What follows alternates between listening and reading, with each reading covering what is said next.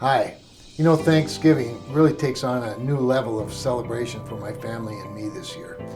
We recently learned that I'm actually a direct descendant of Pilgrims. Who knew? In fact, I had three ancestors aboard the Mayflower when she arrived in the New World in 1620, including my 10th great-grandfather, Governor William Bradford of Plymouth Colony. That first winter in Plymouth Colony was brutal. It took the lives of half of the new citizens.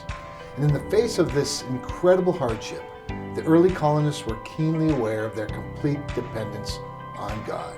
The following spring, the Pilgrims, along with the help from their Indian friends, planted crops that yielded this abundant harvest. So on December 13th, 1621, the Pilgrims instituted a 3-day feast of thanksgiving to God and celebrated with their Indian friends. In his famous chronicle of Plymouth Plantation, Governor Bradford wrote this: "Thus out of small beginnings greater things have been produced by his hand that made all things of nothing and gives being to all things that are." So on October 3rd, 1789, several years later, our first president, George Washington, issued a proclamation creating the very first Thanksgiving Day to be designated by the national government of the United States of America, to be celebrated on Thursday, November 26th, 1789.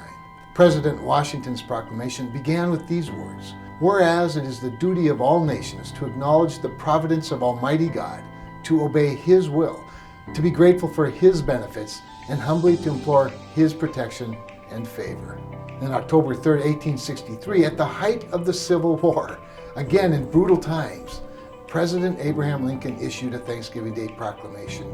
It said, quote, "I do therefore invite my fellow citizens in every part of the United States, and also those who are at sea and those who are sojourning in foreign lands, to set apart and observe the last Thursday of November next as a day of thanksgiving and prayer to our beneficent Father who dwells in the heavens." Thanksgiving has been celebrated in the United States ever since.